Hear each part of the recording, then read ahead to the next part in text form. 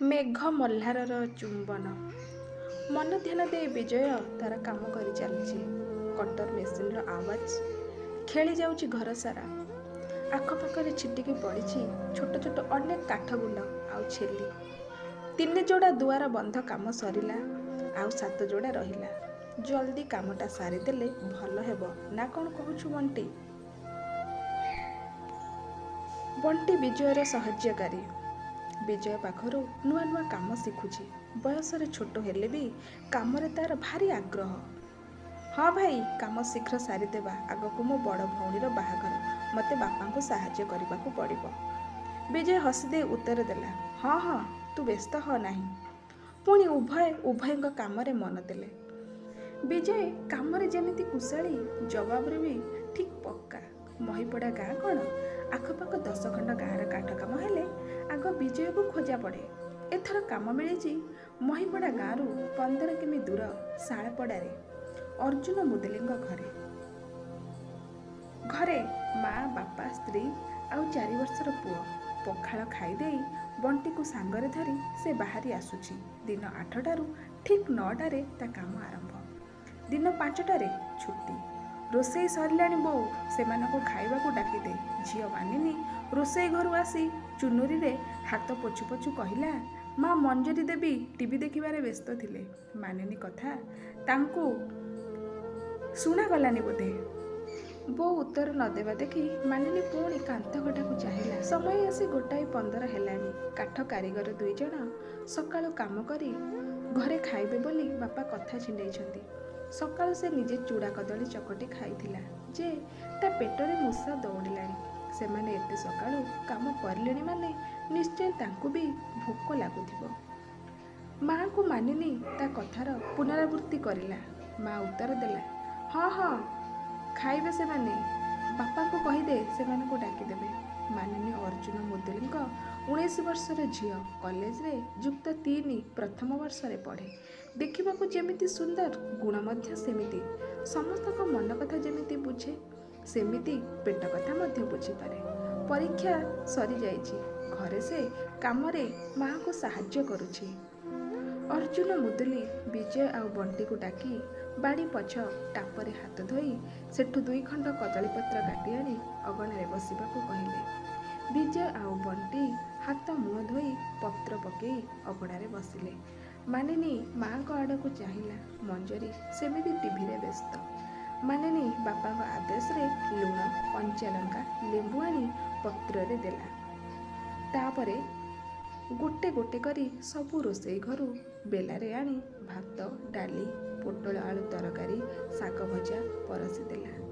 ମାନିନୀ ଯେତେଥର ଯାଉଥିଲା ଆସୁଥିଲା, ସେତେଥର ତା ପାଦ ପାଉଁଜିର ରୁଣୁଝୁଣୁ ଶବ୍ଦରେ ବିଜୟ ଅନ୍ୟମନସ୍କ ହୋଇଯାଉଥିଲା। ସେମିତି ଅନ୍ୟମନସ୍କରେ ସେ ଗରମ ଭାତ ମଝିରେ ଢଳା ହୋଇଥିବା ଗରମ ଡାଲିରେ ହାତ ପୂରେଇ ଦେଇ ଚମକି ପଡ଼ି ହାତ ଫୁଙ୍କିବାରେ ଲାଗିଗଲା। ବାରଣ୍ଡା ଉପରେ ମାନିନୀ ଠିଆ ହୋଇ ବିଜୟକୁ ଲକ୍ଷ୍ୟ କରିଥିଲା। ତାକୁ ହସ ଲାଗିବାରୁ ସେ ମୁହଁରେ ଚୁନୁରି ଚାପି ହସିବାରେ ଲାଗିଗଲା। ତା ଭିତରେ ସେ ବିଜୟର ଖାଇବାକୁ ଲକ୍ଷ୍ୟ କରୁଥିଲା। ବିଜୟର ଭାତ ଅଧା ଶୁଖିଲା ରହିଯାଇଥିଲା। ସେ ତରକାରୀର ବଳକା ଝୋଳରେ ଭାତ ଗୋଳେଇ ଖାଇବାକୁ ଚେଷ୍ଟା କରୁଥିଲା। ମାନିନୀ ଦୌଡ଼ି ଯାଇ ରୋଷେଇ ଘରୁ ଆଉ ଡଙ୍କିଏ ଡାଲି ନେଇ ଆସି ବିଜୟ ପତ୍ରରେ ଅଜାଡ଼ି ଦେଲା। ଆରେ ନା ନା, ମୋର ଆଉ ଦରକାର ନଥିଲା ଡାଲି, ତରକାରୀ ଥିଲା ପରା, ବିଜୟ କହିଲା। ମାନିନୀ ଧୀର ସ୍ୱରରେ ଉତ୍ତର ଦେଲା, ତୁମ ଭାତ ଶୁଖି ଯାଇଥିଲା। ବିଜୟର ନଜର ପଡ଼ିଲା ମାନିନୀର ପାଦ 2ଟି ଉପରେ। ଶଙ୍ଖ ଶୁଭ୍ର ପାଦ 2ଟି ଯେତିକି ସୁନ୍ଦର ସେତିକି ନିଖୁଣ। ବିଜୟର ନଜର ହଟୁ ନଥିଲା। ମୁଦୁଲି ବାବୁ ଡାକ ଦେଲେ, ଶୀଘ୍ର ଖାଇ କାମରେ ଲାଗିଯାଅ। ବିଜୟ ସମ୍ବିତ ଫେରି ପାଇ ଖାଇବାରେ ଲାଗିଲେ। ଖାଇସାରି ପତ୍ର ଉଠେଇ ନେଇ ସେ ଚାଲି ଯାଇଥିଲେ। ହେଲେ ଅଗଣାରେ ଖାଇବା ଜାଗା ଧୋଇବା ପାଇଁ ସେ ଭୁଲି ଯାଇଥିଲେ। ହାତ ଧୋଇ ବସି ସେ ମାନିନୀର ପାଦ କଥା ଭାବୁଥିଲା। ଏପଟେ ମଞ୍ଜରୀ ଟିଭି ଦେଖା ସରି ଆସି ଦେଖିଲେ ଯେ ଅଗଣାରେ ଖାଇବା ଜାଗା ଧୁଆ ହୋଇନି। ସେ ମାନିନୀକୁ ଚାହିଁ ପଚାରିଲେ, ସେ ଟୋକା 2ଟା କ'ଣ ଖାଇଦେଇ ଅଗଣା ନ ଧୋଇ ପଳେଇଲେ? ଏ ଅଗଣା କିଏ ଧୋଇବ? ମାନିନୀ ଦୌଡ଼ି ଯାଇ ପାଣି ବାଲ୍ଟିଏ ଢାଳି ଦେଇ କହିଲା, ଥାଉ ବୋଉ, ସେମାନେ ଜାଣିନାହାନ୍ତି। କି ମନେ ନଥିବ ବୋଧେ ମୁଁ ଧୋଇ ଦେଉଛି। ମଞ୍ଜରୀ ଆଉ କିଛି ନ କହି ରୋଷେଇ ଘର ଆଡ଼କୁ ଚାଲିଗଲେ। ବିଜୟର ଭାବନାରେ ବିରତି ଦେଇ ଘରୁ ସ୍ତ୍ରୀ ଅନୁର କଲ୍ ଆସିଲା।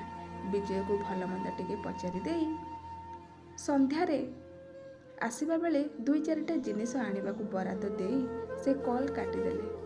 ବିଜୟ ଆଉ ବେଶୀ ସମୟ ନ ବସି ଲାଗିଗଲା କାମରେ। ମାନିନୀ ଖାଇସାରି ଆସି ନିଜ ରୁମ୍ରେ ଝରକା ଅଳ୍ପ ଖୋଲି ଦେଖୁଥିଲା କାମ କରୁଥିବା ବିଜୟକୁ। ଚୈତ୍ର ମାସ ଶେଷ ହୋଇ ଆସୁଥିଲା। ଖରାରେ ତେଜ ବଢ଼ିବାରେ ଲାଗିଥିଲା। ସେଥିପାଇଁ କାମ କରିବା ସମୟରେ ବିଜୟର କପାଳରୁ ପାଣି ଭଳି ଝାଳ ନିଗିଡ଼ି ଆସୁଥିଲା। ଆହୁରି କାନ୍ଧ ଛାତି ସହ ତା ବାହୁର ବଳିଷ୍ଠ ମାଂସପେଶୀରୁ ନିଗିଡ଼ି ଆସୁଥିଲା ଶ୍ରମ ଝାଳ ତାକୁ ଆହୁରି ଆକର୍ଷଣୀୟ କରିଦେଇଥିଲା ମାନିନୀ ଆଖିରେ। ସେପଟୁ ଲୁହା କଣ୍ଟାଟା ଦେଲୁ ବଣ୍ଟିକୁ ଆଦେଶ ଦେବା ବେଳେ ବିଜୟର ଆଖି ପଡ଼ିଗଲା ଝରକା ଫାଙ୍କରେ ଦେଖାଯାଉଥିବା ମାନିନୀର ମୁହଁ ଉପରେ। ମାନିନୀର ଆଖି ଯେମିତି ବିଜୟ ଆଖି ସହ ମିଶିଛି। ସେ ମୁହଁ ଫେରାଇ ଝରକା ବନ୍ଦ କରିଦେଲା। ତା ଛାତି ଭିତରେ ଯେମିତି କିଏ ହାତୁଡ଼ି ପିଟୁଥିବା ଭଳି ଶବ୍ଦ ହେଉଥିଲା। ମଞ୍ଜରୀ ଦେବୀ ଅର୍ଜୁନ ବାବୁଙ୍କ ସହ ଯୁକ୍ତିତର୍କ କରୁଥିଲେ। ମାନିନୀ ଶୁଣିବାକୁ ଚେଷ୍ଟା କରିଲା। ମଞ୍ଜରୀ କଡ଼ା ସୁରରେ କହୁଥିଲେ, ଏ ଆଜିକାଲିକା ଟୋକାଙ୍କୁ ଏତିକି ଜଣା ନାହିଁ ନା କ'ଣ ମ, ଯେ ପର ଘରେ ଖାଇଲେ ସେଠି ଶଙ୍ଖୁଡ଼ି ଧୋଇବାକୁ ପଡ଼େ। ଏମାନେ କ'ଣ ଜମିଦାର ନା ମନ୍ତ୍ରୀ ବା ଏମିତି ଖାଇଦେଇ ପଳେଇଗଲେ? ମାଲୋ, ମୁଁ କ'ଣ ତାଙ୍କ ଅଇଁଠା ଧୋଇବି? ଅର୍ଜୁନ ବାବୁ ଅଳ୍ପ ହସି କହିଲେ, ସେମାନେ ହୁଏତ କାମ ଚାପରେ ଅନ୍ୟମନସ୍କ ହୋଇ ଭୁଲି ଯାଇଛନ୍ତି। ଆଉ ଯଦି ସେମାନେ ସେଭଳି କରନ୍ତି ତାହେଲେ ମୁଁ ବାହାରେ ତାଙ୍କ ଖାଇବା ବ୍ୟବସ୍ଥା କରିଦେବି। ତୁମେ ବ୍ୟସ୍ତ ହୁଅନି। ମଞ୍ଜରୀ ମୁହଁ ଛିଞ୍ଚାଡ଼ି କୁଣୁ କୁଣୁ ହୋଇ ସେଠୁ ଚାଲିଗଲେ। ମାନିନୀକୁ କ'ଣ ପାଇଁ କାହିଁ ସେମାନଙ୍କୁ ମା ଏମିତି କହିବା ଆଦୌ ଭଲ ଲାଗିଲାନି। ମଣିଷ ହିଁ ତ ଭୁଲ କରେ। ସେମାନେ ଭୁଲି ଯାଇ ହୁଏତ ଭୁଲ କରିଦେଇଛନ୍ତି। ମଣିଷ ହୋଇ ଆମେ ମଣିଷକୁ ଏତେ ଛୋଟ ନଜରରେ ଦେଖିବା କ'ଣ ନିହାତି ଦରକାର କି? ସମସ୍ତଙ୍କ ଦେହରେ ତ ଈଶ୍ୱର ଅଛନ୍ତି। କାହା ଖାଇବା ଜାଗାରେ ପାଣି ଢାଳିଦେଲେ କି ବାସନ ଖଣ୍ଡକ ଉଠାଇ ନେଇଗଲେ କ'ଣ କିଏ ଛୋଟ ହୋଇଯାଏ? ମାନିନୀକୁ କେତେବେଳେ ନିଦ ହୋଇଯାଇଥିଲା। ଉଠିଲା ବେଳକୁ 5ଟା। ତରବରରେ ମୁହଁ ଧୋଇ ମାନିନୀ ଦୌଡ଼ିଲା ବଗିଚାକୁ ପାଣି ଦେବାକୁ। ବିଜୟ କାମ ସାରି ଘରକୁ ଯିବାକୁ ବାହାରୁଥିଲା। ପୁଣି ଥରେ ଯେତେବେଳେ ମାନିନୀ ଆଖି ସହ ତା ଆଖି ମିଶିଗଲା, ତା ଓଠରେ ଧାରେ ଖୁସିର ହସ ଖେଳିଗଲା। ମାନିନୀ ଓଠରେ ମଧ୍ୟ ସରୁ ହସର ରେଖାଟିଏ ଟାଣି ମୁହଁ ବୁଲେଇ ଗଛରେ ପାଣି ଦେବାକୁ ଲାଗିଲା। ସାମ୍ନା ରାସ୍ତାରେ ବିଜୟର ବାଇକ୍ ଅଦୃଶ୍ୟ ହେବା ଯାଏ ମାନିନୀ ସେହି ରାସ୍ତାକୁ ଚାହିଁ ରହିଥିଲା। ବିଜୟ ଘରେ ପହଞ୍ଚି ଧୁଆଧୁଇ ହୋଇଯାଇ ଗଡ଼ି ପଡ଼ିଲା ଖଟ ଉପରେ। ସବୁଦିନ ସକାଳୁ ସଞ୍ଜ ଯାଏଁ ଖଟଣି ଆଉ ଯିବା ଆସିବା ଲାଗି ତାକୁ ଏ ସମୟରେ ଭାରି ହାଲିଆ ଲାଗେ। ସେ ଟିକେ ପଡ଼ୁ ପଡ଼ୁ ଆଖି ଲାଗିଯାଏ। ହେଲେ ଆଜି ଯେମିତି ତା ଦେହରେ ଦରଜ ନଥିଲା କି ଆଖିରେ ନିଦ ନଥିଲା। ରହି ରହି ତା ଆଖି ଆଗରେ ନାଚି ଉଠୁଥିଲା ମାନିନୀର ସେଇ ଗୋରା ସୁନ୍ଦର ପାଦ ଦୁଇଟି ଆଉ ତାର ଲାଜୁଆ ହସ ହସ ମୁହଁ। ହେଇଟି ଶୁଣୁଛ, ତୁମେ ଯେଉଁ ଆଳୁ ଗୁଡ଼ାକ ଆଣିଛ ସେଥିରୁ ଅଧା ଉଇଖିଆ ଆଳୁ। ଯାଇ ତାକୁ ଫେରାଇ ଆଉ ଥରେ ଆଳୁ ନେଇ ଆସିଲେ ହଅନ୍ତାନି? ଯାହାର ଯାହା ଆଣିବା କଥା ସେ ତାକୁ ଫେରିବା ସମୟରେ ଏକାଥରେ ନେଇ ଆସେ। ହେଲେ ଆଜି ତାକୁ ଅନୁର ପୁଣି ଥରେ ବଜାର ଯାଇ ଆଳୁ ଆଣିବା କଥା ଶୁଣି ଜମା ବିରକ୍ତି ଲାଗିଲାନି। ଚଟ୍ କରି ଉଠିପଡ଼ି ସେ ଅନୁକୁ କହିଲା, ହଉ ବ୍ୟାଗ୍ଟା ଆଣ। ଅନୁ ଭାବିଥିଲା ବିଜୟ ବିରକ୍ତି ହେବେ, କହିବେ ଯାହା ଅଛି ଚଳେଇ ଦିଅ, ମୁଁ ଆଉ ଯାଇପାରିବିନି। ଯାହା ଆଣିବି କାଲି ସକାଳେ।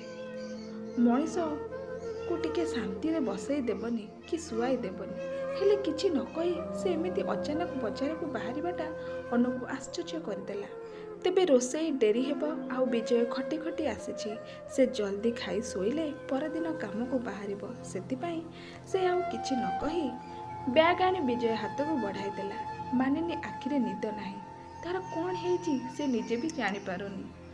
ହେଲେ ତା ଭିତରେ ଖୁସିର ଉଷ୍ମ ସ୍ରୋତଟିଏ ଯେମିତି ବୋହି ବୋହି ଯାଉଛି ଆଉ ତା ସହ ତା ମନ ମଧ୍ୟ ଭାସି ଭାସି ଯାଉଛି। ବିଜୟ ଆଖିରେ ନିଦ ନାହିଁ। କେମିତି ସକାଳ ହେବ ଆଉ ସେ ଜଲ୍ଦି କାମକୁ ଯିବ, ଏଇ ଚିନ୍ତା ତା ମୁଣ୍ଡ ଭିତରେ ଖେଳୁଛି। ସେଦିନ ସକାଳ 9ଟା ପୂର୍ବରୁ ବିଜୟ ଆସି କାମରେ ହାଜିର ହୋଇଯାଇଥିଲା। କାମ କରିବା ଭିତରେ ତା ମନ ଆଉ ହୃଦୟ ଉଭୟ ମାନିନୀକୁ ହିଁ ଖୋଜୁଥିଲେ। ହେଲେ ମାନିନୀର ଦେଖା ନଥିଲା। ହୁଏତ ଝିଅଟା ରୋଷେଇ କି କିଛି ଘର କାମରେ ବ୍ୟସ୍ତ ଥିବ। ଖାଇବା ବେଳେ ନିଶ୍ଚୟ ଦେଖାହବ। ଏହା ଭାବି ବିଜୟ କାମରେ ମନ ଦେଲା। ହେଲେ ଯେତେ ଚେଷ୍ଟା କରିଲେ ମଧ୍ୟ ମନ ତାର ବୋଲ ମାନୁନଥିଲା। ଏହି ସମୟରେ ମଞ୍ଜରୀ ଦେବୀ ମାଡ଼ି ଆସିଲେ ଆଉ ଚଢ଼ା ଗଳାରେ ବିଜୟ ଆଉ ବଣ୍ଟି ଉଦ୍ଦେଶ୍ୟରେ କହିଲେ, ତୁମେ ଦୁଇ ଜଣ ଖାଇଦେଇ କାଲି କ'ଣ ଏମିତି ଚାଲିଗଲ? ଆମେ କ'ଣ ତୁମ ଅଇଁଠା ଉଠାଇବୁ, ସେ ଜାଗା ଧୋଇବୁ? ଏତିକି ଜ୍ଞାନ କ'ଣ ତୁମର ନାହିଁ ନା କ'ଣ? ମଞ୍ଜରୀଙ୍କ ଅପ୍ରତ୍ୟାଶିତ କଡ଼ା କଥାରେ ବିଜୟ ମୁଣ୍ଡ ଟେକି ତାକୁ ଚାହିଁଲା। କେଉଁ ପୁରୁଣା କାହାଣୀର ବର୍ଣ୍ଣନା ହୋଇଥିବା ଅସୁରାଣୀ ଭଳି ତାଙ୍କ ରୂପଭେକ, ତାହା ସହ କଥାଗୁଡ଼ାକ ଆହୁରି ଟାଣ। ବିଜୟକୁ ଏମିତି କେତେ ଘର, କେତେ ଲୋକଙ୍କ ସହ ଆଜି ଯାଏ କାମ କରିବାକୁ, କଥା ହେବାକୁ ପଡ଼ିଛି। ସବୁ ଲୋକ ସମାନ ନୁହନ୍ତି। କେତେ ପ୍ରକାର ବ୍ୟବହାର ଦେଖିବାକୁ, ସହିବାକୁ ପଡ଼ିଥାଏ। କେଉଁଠି ସ୍ନେହ ଆଦରର ଉଷ୍ମ ସ୍ପର୍ଶ ତ ଆଉ କେଉଁଠି ରୁକ୍ଷ ବ୍ୟବହାର ସୂଚାଇ ଦିଏ ଯେ ସେ ଗୋଟେ ଶ୍ରମିକ। ପେଟ ପୋଷିବା ପାଇଁ ତାକୁ ଯେମିତି ନୀଳକଣ୍ଠଙ୍କ ଭଳି ସବୁ ବିଷକୁ, କଥା ବ୍ୟବହାରକୁ ବିନା ବକ୍ୟବ୍ୟୟରେ ପାନ କରାଯିବାକୁ ହିଁ ହେବ। ହେଲେ ଭୁଲଟା ତ ତା ନିଜର ନା। କାଲି ଅନ୍ୟମନସ୍କ ହୋଇ ସେ ଖାଇବା ଜାଗାଟି ଧୋଇବାକୁ ଭୁଲି ଯାଇଛି। ପିଲାବେଳେ ସେ ନିଜ ଭଉଣୀ ସହ ଖାଇ ବସେ। ଅନ୍ୟ ଘରରେ ପୁଅ ଝିଅରେ ଭେଦଭାବ ସୃଷ୍ଟି କରି ମାଆମାନେ ଝିଅମାନଙ୍କୁ ହିଁ ସବୁ କାମ କରିବାକୁ ଦିଅନ୍ତି। ସେଥିପାଇଁ ବାସନ ଉଠାଇବା, ଅଇଁଠା ସଫା କାମଟା ଯେମିତି ଝିଅମାନଙ୍କୁ ହିଁ ପିଲାଦିନୁ କରିବାକୁ ପଡ଼େ। ହେଲେ ବିଜୟର ବୋଉର କେବେ ସେମିତି ଭାଇ ଭଉଣୀଙ୍କ ଭିତରେ ପାର୍ଥକ୍ୟ ଖୋଜି ନାହାନ୍ତି। ଖାଇସାରି ବିଜୟକୁ ମଧ୍ୟ ବାସନ ଗୋଟାଇବାକୁ ପଡ଼େ। ବୋଉର ନିର୍ଦ୍ଦେଶରେ ନିଜ ଡ୍ରେସ୍ ନିଜେ ଧୋଇବା, ଶୁଖାଇବା ସହ ବୋଉ ପିଲାବେଳୁ ତାକୁ ଆଉ ଗୋଟିଏ କଥା ଶିଖାଇଥିଲା ଯେ କେବେ କାହା ଘରକୁ ବି ଯାଇଥାଉ ସେଠି ନିଜ ଅଇଁଠା ବାସନ ସବୁବେଳେ ଚେଷ୍ଟା କରିବ ନିଜେ ଉଠାଇବା ପାଇଁ ଆଉ ନିଜ ଜାଗାକୁ ନିଜେ ଧୋଇବା ପାଇଁ। ଆଜି ଯାଏ ବୋଉର ଏ ଶିଖାଇଥିବା କଥାକୁ ପାଳନ କରିବାରେ ତାର 26 ବର୍ଷର ଜୀବନ ଭିତରେ କେବେ ବ୍ୟତିକ୍ରମ ହୋଇନି। ହେଲେ କାଲି ଭୁଲ ହୋଇଗଲା, ସେଥିପାଇଁ ଏତେ ସବୁ କଥା ଶୁଣିବାକୁ ପଡ଼ିଲା। ନମ୍ର ଭାବରେ ବିଜୟ ମଞ୍ଜରୀକୁ ଉତ୍ତର ଦେଲା, ଭୁଲ ହୋଇଗଲା ଆମର। ବିଜୟର ମନଟା ଅକାରଣରେ ଦୁଃଖ ହୋଇଗଲା। କିଛି ଭଲ ଲାଗୁନଥିଲା ତାକୁ। କେମିତି ଗୋଟେ ଗୁମସୁମ ହୋଇ ସେ କାମ କରିଲା। ଦକ୍ଷ ହାତ ତାର କାମରେ ଆଗ ଭଳି ଚଞ୍ଚଳ ନଥିଲା। ଅର୍ଜୁନ ମୁଦୁଲି କେଉଁ କାମରେ ବାହାରକୁ ଯାଇଥିଲେ ସାଙ୍ଗରେ ମାନିନୀକୁ ନେଇ। ଘରକୁ ଫେରିବା ବେଳେ ବାଡ଼ିରେ ଆସି ସେ କାମ ପାଖକୁ ଟିକେ ଚାଲି ଆସିଲେ, ସାଙ୍ଗରେ ମାନିନୀ ମଧ୍ୟ। କ'ଣ ପୁଅ, କାମ ଠିକ୍ଠାକ୍ ଚାଲିଛି ତ? ଅର୍ଜୁନ ମୁଦୁଲିଙ୍କ ପ୍ରଶ୍ନର ସଂକ୍ଷିପ୍ତ ଉତ୍ତର, ଆଜ୍ଞା ବାବୁ ରେ ଦେଇ ବିଜୟ ଚୁପଚାପ କାମରେ ମନ ଦେଲା। ମାନିନୀର ହସ ହସ ମୁହଁ ମଉଳିଗଲା ବିଜୟ ମୁହଁକୁ ଲକ୍ଷ୍ୟ କରି।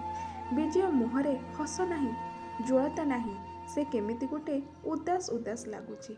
ନିଶ୍ଚୟ କିଛି ଗୋଟେ ହୋଇଛି କି କାଲିର କଥା ନେଇ ମା ନିଶ୍ଚୟ କିଛି ତାଙ୍କୁ କହିଛନ୍ତି। ମାନିନୀ ଘରକୁ ଫେରି ଆସିଲା। ତା ମନ ବେଶୀ ଦୁଃଖୀ ହେଲା ଏଥିପାଇଁ ଯେ ବିଜୟ ଥରେ ହେଲେ ତା ଆଡ଼କୁ ଚାହିଁଲା ନାହିଁ। ପୁଣି ଏତେ ଉଦାସ ମୁହଁ କ'ଣ ପାଇଁ? ଆଜି କ'ଣ ହେଇଛି? ମାନିନୀ ତକିଆକୁ ଜାବୁଡ଼ି ଧରି ବିଜୟର ଉଦାସ ମୁହଁରେ କେମିତି ହସ ଆଣିବ ସେଥିପାଇଁ ଚିନ୍ତା କରୁଥିଲା। ସେଦିନ ବିଜୟ ଦ୍ୱିପହରେ ଖାଇବାକୁ ଆସିଲା ନାହିଁ। ଅର୍ଜୁନ ମୁଦୁଲିଙ୍କ ଡାକିବା ପରେ ମଧ୍ୟ ପେଟ ଭଲ ନାହିଁ କହି ସେ ଖାଇବା କଥା ଟାଳିଦେଲା। ବଣ୍ଟି ମଧ୍ୟ ବିଜୟର ଉଦାସୀ ଦେଖି ଖାଇବାକୁ ମନା କରିଦେଲା। ମାନିନୀ ବିଜୟକୁ ଅପେକ୍ଷା କରି କରି ଯେତେବେଳେ ଜାଣିଲା ଯେ ବାପା କହୁଛନ୍ତି ସେମାନେ ଆଜି ଖାଇବେ ନାହିଁ, ଆମ ପାଇଁ ଖାଇବା ବାଢ଼ ବୋଲି କହିଲେ ଅନିଚ୍ଛ ସତ୍ତ୍ୱେ ମାନିନୀ ବାପାଙ୍କ ସହ ଖାଇ ବସିଲା। ଡାଲି ତରକାରୀ କିଛି ତା ପାଟିକୁ ନା ଭଲ ଲାଗୁଥିଲା ନା ପେଟକୁ ଯିବାକୁ ଭଲ ଲାଗୁଥିଲା। ତା ଛାତି ମଝିରେ ରହି ରହି କେମିତି ଗୋଟେ ଯନ୍ତ୍ରଣା ଶିରଶିର ହୋଇ ଉଠୁଥିଲା। ଯେମିତି ସେମିତି ଦୁଇ ମୁଠା ଖାଇଦେଇ ଯାଇ ସେ ଖଟରେ ଗଡ଼ି ପଡ଼ି ଝରକା ଫାଙ୍କରେ ଦେଖୁଥିଲା ବିଜୟକୁ। କାଲିର ବିଜୟ ଆଉ ଆଜିର ବିଜୟ ଭିତରେ ତ ଆକାଶ ପାତାଳ ତଫାତ। ଘରକୁ ଫେରିବା ବେଳକୁ ମୁହଁ ସଞ୍ଜ ହୋଇଯାଇଥିଲା। ବିଜୟ କୂଅ ମୂଳେ ଧୋଇ ହୋଇ ଆସି ବସି ପଡ଼ିଲା ଟିକେ। ଅନୁ ତୁଳସୀ ଚଉରା ମୂଳେ ସଞ୍ଜବତୀ ଦେଉଥିଲା। ବୋଉ ତାର ବସି ଭାଗବତ ପଢ଼ିବାରେ ବ୍ୟସ୍ତ। ବାପା ଦାଣ୍ଡ ପିଣ୍ଡାରେ ବସିଥିଲେ। ଛୋଟ ପୁଅ ଅଗଣାରେ ଗାଡ଼ିଟିଏ ଧରି ଖେଳୁଥିଲା। ବିଜୟର ମୁଣ୍ଡ ଭୀଷଣ ବିନ୍ଧା ହେଉଥିଲା। ଦେହ ହାତ ମାଂସପେଶୀରେ ଭୀଷଣ ଦରଜ। ଆଜି ସେ ଏକା ନିଶ୍ୱାସରେ ଗାଡ଼ି ଚଲେଇ ତ ଯାହା ଆସିଛି, ହେଲେ 2 ଦିନର କାମ ସେ ଗୋଟେ ଦିନରେ କରିବାକୁ ଆଜି ଚେଷ୍ଟା ମଧ୍ୟ କରିଛି। ଯେତେ ଶୀଘ୍ର ସମ୍ଭବ ତାକୁ ସେଠି କାମ ସାରି ଅଲଗା କେଉଁଠି କାମ ଧରିବାକୁ ହେବ। ମଞ୍ଜରୀଙ୍କ କଡ଼ା କଥାଗୁଡ଼ାକ ବିଜୟଙ୍କ କାନରେ ବାରମ୍ବାର ଶୁଭୁଥାଏ। ସେ ସେହି କଥା ଭାବି ଭାବି ସେହି ଚିନ୍ତାରେ ସେ ଥରକ ପାଇଁ ମଧ୍ୟ ମାନିନୀ ଆଡ଼କୁ ଚାହୁଁନଥିଲେ। ହେଲେ ମାନିନୀ ତା ଆଡ଼କୁ ଚାହିଁ ରହିଥିଲେ। ବିଜୟ ଏମିତି ତାକୁ ଅଣଦେଖା କରି ଚାଲିଯିବାଟା ମାନିନୀର ହୃଦୟ ତନ୍ତ୍ରୀକୁ ଯେମିତି ଛିଣ୍ଡାଇ ପକାଉଥିଲା। ଗୁଡ଼ାଏ ଅଭିମାନ ମାନିନୀର ହୃଦୟକୁ ଆଉ ଆଖି କୋଣରେ ଢେଉ ଭାଙ୍ଗୁଥିଲା। ଅନୁ ବିଜୟର ଚୁପଚାପ ମୁହଁ ଦେଖି ତାକୁ କିଛି ପଚାରିବାକୁ ସାହସ କରିଲାନି। ଅଯଥାରେ ମଣିଷଟା ଚିଡ଼ି ଚିଡ଼ି ହେବ। 2 ପହରରେ ପର ଘରେ କ'ଣ ଯୋଡ଼ି ସେ ଖାଇଥିବେ କି ନ ଖାଇଥିବେ, ପେଟରେ ଦାନା ପଡ଼ିଗଲେ ମନକୁ ସବୁ ଠିକ୍ ହୋଇଯିବ ଭାବି ସେ ଚାଲିଲା ରୋଷେଇ ପାଇଁ। ସରୁ ସରୁ ଆଳୁ ଝୁଡ଼ଙ୍ଗ କାଟି ଭଲ ଭଜାଟିଏ କରି ଚୁଲିରେ ବାଇଗଣ ଭେଣ୍ଡି ପୋଡ଼ି ରଖିଲା। ବେଲାଏ ପଖାଳ ସହ ଭେଣ୍ଡି ବାଇଗଣ ପାଗରେ ରସୁଣ କଞ୍ଚାଲଙ୍କା ଚକଟି ପାଗଟିଏ କରି ଭଜା ଗିନାଟିଏ ଧରି ସେ ବିଜୟ ପାଖକୁ ଆସିଲା। ସ୍ନେହରେ ଅନୁ କହିଲା, ଯାଉନ ହାତ ଧୋଇ ଆସିବ, ଖାଇଦେଲେ ଟିକେ ଗଡ଼ି ପଡ଼ିବ, ହେଲେ ବହୁତ କାମ ପଡ଼ୁଛି ବୋଧେ। ବିଜୟ କିଛି ଉତ୍ତର ଦେଲାନି। ସେମିତି ଆଉଜି ବସିଥିଲା ବାରଣ୍ଡା କାନ୍ଥକୁ। ଅନୁ ବିଜୟର ହାତ ଧରି ହଲେଇ ଦେଲା ଟିକେ। ମୁଁ କ'ଣ କହୁଛି ତୁମକୁ କ'ଣ ଶୁଣାଯାଉନି? କହୁ କହୁ ଅନୁ ଚମକି ପଡ଼ିଲା। ବିଜୟ ଦେହରେ ଖଇଫୁଟା ତାତି। ବିକଳରେ ଅନୁ ଶାଶୁଙ୍କୁ ଡାକି ପକାଇଲା। ବିଜୟ ଉଠି ପାରୁନଥାଏ। ଯେମିତି କିଏ ତା ଦେହ ଉପରେ ପଥର ଲଦି ଦେଇଛି ସେମିତି ଲାଗୁଥାଏ ତାକୁ। କଷ୍ଟେ ମଷ୍ଟେ ଶାଶୁ ବୋହୂ ବିଜୟକୁ ନେଇ ବିଛଣାରେ ଶୁଆଇଲେ। ଅନୁ ଦୌଡ଼ି ଯାଇ ପାଣି ପଟି ଆଣି ବିଜୟ ମୁଣ୍ଡରେ ଦେଲା। ଓଦା ଗାମୁଛା କରି ଶାଶୁ ତାର ପୋଛି ପକାଇଲା ପୁଅକୁ। ପରଦିନ ସକାଳୁ ବିଜୟ କାମକୁ ଯାଇ ପାରିଲାନି। ମୁଦୁଲି ବାବୁଙ୍କ ଫୋନ୍ କରି ଜଣାଇ ଦେଲା ଦେହ ଅସୁସ୍ଥ, ଠିକ୍ ହେଲେ ଯିବି। ସେଇଦିନ ଭିତରେ ତାକୁ ସବୁଦିନ ମନେ ପଡ଼ୁଥିଲା ମାନିନୀର ହସ ହସ ମୁହଁ, ତାର ସୁନ୍ଦର ପାଦ। ମନ ହେଉଥିଲା ମାନିନୀକୁ ଥରେ ଦେଖିଦେଲେ ତା ଦେହ ସୁସ୍ଥ ହୋଇଯାଆନ୍ତା। ସମ୍ପୂର୍ଣ୍ଣ ସୁସ୍ଥ ହେବାକୁ ତାକୁ 5 ଦିନ ଲାଗିଗଲା। 5 ଦିନ ପରେ ବିଜୟ ବାହାରିଲା କାମକୁ। ଆଉ ତା ମନରେ ମଞ୍ଜରୀ ଦେବୀଙ୍କ କଥାର କୌଣସି ପ୍ରଭାବ ନଥିଲା। କେବଳ ମନେ ପଡ଼ୁଥିଲା ମାନିନୀର କଥା। ସେ ନିଶ୍ଚୟ ମନ ଦୁଃଖ କରିବ। ସେଦିନ ସେ ତା ଆଡ଼କୁ ଥରେ ମଧ୍ୟ ନ ଚାହିଁ ଯେମିତି ଚାଲି ଯାଇଛି, ତାକୁ କଷ୍ଟ ହେଉଥିବ ନିଶ୍ଚୟ। ଆଜି ସୁଯୋଗ ପାଇଲେ ସେ ମାନିନୀ ସହ ଟିକେ କଥା ହୋଇଯିବ। ଏତେ ସବୁ ଭାବନାରେ ବୁଡ଼ି ବୁଡ଼ି ବିଜୟ କେତେବେଳେ ଆସି ତା କାର୍ଯ୍ୟସ୍ଥଳୀରେ ପହଞ୍ଚି ଯାଇଥିଲା। ମାନିନୀ ସେତେବେଳେ ବାଡ଼ି ଆମ୍ବ ଗଛରେ ଏକ ଲୟରେ ବୋବାଉଥିବା କୋଇଲିର କୁହୁ ତାନକୁ ମୁଗ୍ଧ ହୋଇ ଶୁଣୁଥିଲା। ବିଜୟର ଆସିବା ତାକୁ ଜଣା ପଡ଼ିଲାନି। ହୁଏତ ବିଜୟ ଗାଡ଼ି ରଖିଦେଇ ମାନିନୀକୁ ଲକ୍ଷ୍ୟ କରିଲା। ମଞ୍ଜରୀ ଦେବୀଙ୍କ ସମ୍ପୂର୍ଣ୍ଣ ବିପରୀତ ଏ ଝିଅ। ଇତିହାସରେ ପଢ଼ୁଥିବା ଆଉ ଛବିରେ ଦେଖୁଥିବା ମୋନାଲିସା ପେଣ୍ଟିଂ ଭଳି ଗଢ଼ଣ। ଦେଖିଦେଲେ ମନ ଭରିଯିବ। କେମିତି ସ୍ନେହ ପ୍ରେମର ଛଳ ଛଳ ନଈଟିଏ ହୃଦୟ ଦେଇ ବୋହି ଯାଉଛି। ବିଜୟ ମୁଗ୍ଧ ହୋଇ ଚାହିଁ ରହିଥିଲା ମାନିନୀକୁ। ମାନିନୀ ଯେତେବେଳେ ଘରକୁ ଯିବାକୁ ବୁଲି ପଡ଼ିଲା, ତା ଆଖି ମିଶିଗଲା ବିଜୟ ସହ। ତା ମୁହଁରେ ହସ ଫୁଟି ଉଠିଲା। ହସ ହସ ମୁହଁରେ ଉଦ୍ବେଗ ଭରା କଣ୍ଠରେ ସେ ପ୍ରଶ୍ନ କରିଲା, ତୁମ ଦେହ ଏବେ ଠିକ୍ ଅଛି ତ? ମା ସେଦିନ ତୁମକୁ କ'ଣ ସବୁ କହିଲେ ବୋଲି ତୁମେ ସେଇ କଥା ମନରେ ଧରି ଖାଇବାକୁ ମଧ୍ୟ ଆସିଲନି। ମା ଟିକେ ସେମିତି ରାଗିଗଲେ କ'ଣ କ'ଣ କହିଦିଅନ୍ତି। ତୁମେ ସେ କଥା ଜମା ଧରିବନି। ସେଦିନ ସେଇଆ କହିବି ବୋଲି ମୁଁ ତୁମକୁ ଅପେକ୍ଷା କରିଲି, ହେଲେ ତୁମେ ଥରେ ବି ଦେଖିଲନି। ଏକା ନିଶ୍ୱାସରେ ଏତିକି କହି ମାନିନୀ ହସିଦେଲା। ବିଜୟକୁ ଲାଗୁଥିଲା ଯେମିତି ଖୁସିରେ ସେ ବେହୋସ ହୋଇଯିବ। ମାନିନୀ ସତରେ ତାକୁ ମନେ ପକାଇଛି। ତା ମନ ଦୁଃଖ ବୋଲି ସେ ଯେ ଖାଇବାକୁ ଯାଇନଥିଲା ସେ କଥା ମଧ୍ୟ ବୁଝିପାରିଛି। ତା ଇଚ୍ଛା ହେଉଥିଲା ମାନିନୀକୁ ଥରକ ପାଇଁ ଛାତିରେ ଜଡ଼େଇ ଧରନ୍ତି। ମାନିନୀ ବିଜୟର ମୁହଁ ଆଉ ଆଖିରୁ ଯେମିତି କିଛି କିଛି ପଢ଼ି ପାରୁଥିଲା। ସେ ନିମ୍ନ ସ୍ୱରରେ କହିଲା, 3ଟା ବେଳେ ମୁଁ ଆଉ ଥରେ ଆସିବି। ଆମ କାଠଘର ସେଇ ଯେଉଁ କୋଣରେ ସେଇଠିକି ଆସିବି। କହିଦେଇ ମାନିନୀ ଦୌଡ଼ି ଚାଲିଗଲା। କାମ କରିବାକୁ ସେ ବିଜୟ ଭାଇ ସହ ଏତେ ଜାଗାକୁ ଯାଇଛି, ହେଲେ ଏଇ ପ୍ରଥମ ସେ ବିଜୟ ଭିତରେ ଏତେ ପରିବର୍ତ୍ତନ ଦେଖୁଛି। ମେଲନ ପକ୍ଷୀ କେଉଁ ଆତୁର ରାଇଜରେ ଉଡ଼ିବାକୁ ଯେମିତି ଅଥୟ ହେଉଥିଲା। ଶୀଘ୍ର ଶୀଘ୍ର ରୋଷେଇ ସାରି ସେ ଆଜି ବାକି କାମ ମଧ୍ୟ ସାରି ଦେଇଥିଲା। ଦ୍ୱିପ୍ରହର ଖାଇବା ବେଳେ ସେ ବିଜୟ ପତ୍ରରେ ଅଧିକ କରି ଆଳୁ ଭଜା ଦେଲାବେଳେ ବିଜୟ ତା ହାତକୁ ନାହିଁ ନାହିଁ ସେତିକି ହେଉ କହିକି ସମସ୍ତଙ୍କ ଅଲକ୍ଷ୍ୟରେ ଚିମୁଡ଼ି ଦେଇଥିଲା। ଲାଜରେ ମାନିନୀର ମୁହଁ ଲାଲ ପଡ଼ିଯାଇଥିଲା। ତା ପରଠୁ ଆଉ ଝରକା ଫାଙ୍କରେ ସେ ବିଜୟକୁ ଦେଖୁନି। ବିଜୟ ମଧ୍ୟ ମନେ ମନେ ଟିକେ ଶଙ୍କି ଯାଇଛି। କାଳେ ମାନିନୀ ତାର ଏମିତି ତାକୁ ସେଠି ହାତକୁ ଚୁମୁଡ଼ି ଦେବା ନେଇ ଖରାପ ଭାବୁନଥିବ ତ। ବିଜୟ ଛାତି ଭିତରେ ଝଡ଼ଟିଏ ବୋହିଗଲା। ହେ ଭଗବାନ, ମାନିନୀ ଯଦି ରାଗି ଯାଇଥାଏ 3ଟା ବେଳେ ଆସିବା ପାଇଁ କହି ଆସି 3:15 ହେଲାଣି। ଉତ୍ତର ପଶ୍ଚିମ କୋଣରୁ ଖଣ୍ଡେ କଳା ବଉଦ ଭାସି ଆସୁଛି। ଶୀତଳ ପବନର ସ୍ପର୍ଶ ଦେହକୁ ଆରାମ ଦେଉଛି। ଏଇ ବୋଧେ କିଛି ସମୟ ଭିତରେ ବର୍ଷା ହେବ। ବିଜୟ ଚାହିଁ ରହୁଥିଲା ସେ କଳା ବାଦଲ ଭିତରେ ମୁହଁ ଲୁଚେଇ ରହିଥିବା ବର୍ଷା ବୁନ୍ଦାମାନଙ୍କୁ। ତୁମେ କ'ଣ ଦେଖୁଛ? ଏବେ କିଛି ସମୟ ପରେ ବର୍ଷା ହେବ, ବୁଝିଲ? ସେଥିପାଇଁ ମୁଁ ତୁମ ପାଇଁ ଗୋଟେ ଜିନିଷ ଆଣିଛି, ଦେଖ। ବିଜୟ ମାନିନୀର ସ୍ୱରରେ ଚମକି ପଡ଼ି ପଛକୁ ଚାହିଁଲା। ସାମ୍ନାରେ ମାନିନୀ, ହାତରେ ତାର କାଗଜର ଠୁଙ୍ଗାଟିଏ। ଜ୍ୱରରେ ପଡ଼ି ପଡ଼ି ତୁମ ପାଟିକୁ ଯାହା ଭଲ ଲାଗୁ କି ନ ଲାଗୁ, ଏ ଝାଲମୁଢ଼ି ନିଶ୍ଚୟ ଭଲ ଲାଗିବ।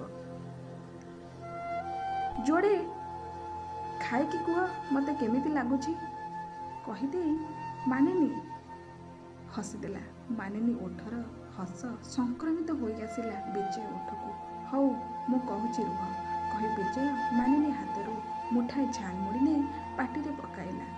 ତା ମନ ହାଲକା ହୋଇଯାଇଥିଲା ଯେ ନିଶ୍ଚୟ ମାନିନୀ ତା ଉପରେ ରାଗିନି କି ଖରାପ ଭାବିନି। ମୁଠାଏ ମୁଢ଼ି ଚୋବେଇ ଦେଇ ବିଜୟ କହିଲା, ବାଃ, ବଢ଼ିଆ ପାଗ ବନେଇଛ ତ, ଭଲ ଲାଗୁଛି। ଏ ସବୁଯାକ ମୋ ପାଇଁ ତ? ମାନିନୀ ପୁଣି ଫିକ୍ କରି ହସିଦେଇ ଉତ୍ତର ଦେଲା, ହଁ ହଁ, ସବୁ ତୁମ ପାଇଁ। ଏଇ ନିଅ, ଧରିକି ଆରାମସେ ଖାଅ। ବିଜୟ ମାନିନୀ ହାତରୁ ଠୁଙ୍ଗାଟେ ନେଇ ଆଉ 2 ମୁଠା ପାଟିରେ ପକାଇଲା। ତା ମନ ପ୍ରାଣ ଦେଇ ସେ ମୁଢ଼ିର ସ୍ୱାଦକୁ ଅନୁଭବ କରୁଥିଲା। ସେ ସାମାନ୍ୟ ଝାଲମୁଢ଼ି ନଥିଲା, ତାର ସ୍ୱତନ୍ତ୍ରତା ଥିଲା ଯେ ତାକୁ ମାନିନୀ ବନେଇଥିଲା। ଲଙ୍କା ରାଗ ଶେଷ ମୁଠାକରେ ରାଗ କଞ୍ଚା ଲଙ୍କାରୁ ଟୁକୁଡ଼ାଟିଏ ବିଜୟ ଚୋବେଇ ଦେଲା। କଞ୍ଚା ଲଙ୍କାଟି ଏତେ ରାଗ ଥିଲା ଯେ ତା ଆଖିରୁ ପାଣି ବୋହିବା ସହ ତାକୁ ଲାଗୁଥିଲା ଯେମିତି ସମଗ୍ର ଜିଭ, ଗଳା ଆଉ କାନ ଦେଇ ତାର ଧୂଆଁ ବାହାରୁଛି। ମାନିନୀ ଲକ୍ଷ୍ୟ କରୁଥିଲା ବିଜୟର ଏ ଅବସ୍ଥାକୁ। ସେ ନିଜେ ବଡ଼ ବଡ଼ ରାଗ କଞ୍ଚାଲଙ୍କା ଖାଇଦିଏ, ହେଲେ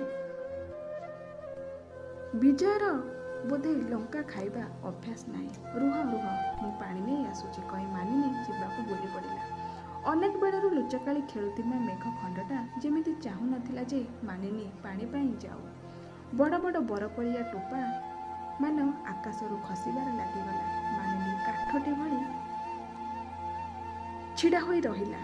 ଓଦା ହୋଇ ସେ ପାଣି ପାଇଁ ଯିବ, ପୁଣି ଛତା ଖୋଜି ପାଣି ଧରି ଆସିଲା ବେଳକୁ ବିଜୟର ଆହୁରି କଷ୍ଟ ବଢ଼ି ଯାଇଥିବ। ଆକାଶରେ ବିଜୁଳିଟିଏ ଚମକିଗଲା। ଘଡ଼ଘଡ଼ଟିଏ ମାରିବା ପୂର୍ବରୁ ମାନିନୀ ମୁଣ୍ଡରେ ଯେମିତି ବୁଦ୍ଧିଟିଏ ଆସିଗଲା। ପାଣି ନହେଲେ କ'ଣ ହେଲା, ତୁମ ପାଟି ଆଉ ପୋଡ଼ିବନି, କହି ମାନିନୀ ଲାଗି ଆସିଲା ବିଜୟର ପାଖକୁ, ଆହୁରି ପାଖକୁ, କେଉଁଠି ଉଭୟଙ୍କ ନିଶ୍ୱାସ ଉଭୟଙ୍କୁ ଛୁଇଁ ଯାଉଥିଲା। ବିଜୟ କେବଳ ଚାହିଁ ରହିଥିଲା ଏତେ ପାଖରେ ଦେଖୁଥିବା ମାନିନୀର ସୁନ୍ଦର ମୁହଁକୁ। ବିଜୟର ବେକକୁ ଟିକେ ତଳକୁ ଝୁଙ୍କେଇ ଆଣି ମାନିନୀ ଭରିଦେଲା ତା ଓଠରେ ଚୁମାଟିଏ। ବିଜୟ ଭିଡ଼ି ଧରିଲା ମାନିନୀକୁ ତା ବାହୁ ବନ୍ଧନରେ। ଉଭୟ ହଜି ଯାଇଥିଲେ ଉଭୟଙ୍କ ଭିତରେ। ମେଘ ବର୍ଷି ଚାଲିଥିଲା ଏକ ଭିନ୍ନ ପ୍ରକାରର ତାଳରେ। ଉଭୟ ଚାହୁଁଥିଲେ ଏ ସମୟ ଏଇଠି ରହିଯାଉ। ଘଡ଼ଘଡ଼ିର ପ୍ରଚଣ୍ଡ ଶବ୍ଦରେ ପ୍ରକୃତିଶୁ ହୋଇ ବିଜୟ ଓ ମାନିନୀ ପରସ୍ପର ପାଖରୁ ଅଲଗା ହୋଇ ଆକାଶକୁ ଚାହିଁଲେ। ବଜ୍ର ଗମ୍ଭୀର ନାଦରେ ଆକାଶ ସତେ ଯେମିତି ଫାଟି ଦୁଇଫାଳ ହୋଇଯାଉଥିଲା। ଆକାଶରୁ ଆଖି ଫେରାଇ ଦୁହେଁ ଦୁହିଁଙ୍କୁ ଚାହିଁଲେ। ମାନିନୀ ଓଠ ଆହୁରି ବେଶୀ ଗାଢ଼ ଗୋଲାପୀ ଲାଗୁଥିଲା ବିଜୟକୁ। ହେଲେ କିଛି ସମୟ ପୂର୍ବରୁ କଞ୍ଚା ଲଙ୍କାର ରାଗରେ ଭୀଷଣ ଭାବରେ ଜଳୁଥିବା ତା ପାଟିରେ ଆଉ ସେମିତି ଅନୁଭବ ନଥିଲା। ମାନିନୀ ଲାଜରେ ଆଖି ତଳକୁ କରିଥିବା ବେଳେ ମାନିନୀ ଓଠର କିଛି ସମୟ ପୂର୍ବରୁ ଦୁଷ୍ଟାମୀର ସରୁ ହସ ବିଜୟ ଓଠକୁ ସଂକ୍ରମିତ ହୋଇ ଆସୁଥିଲା।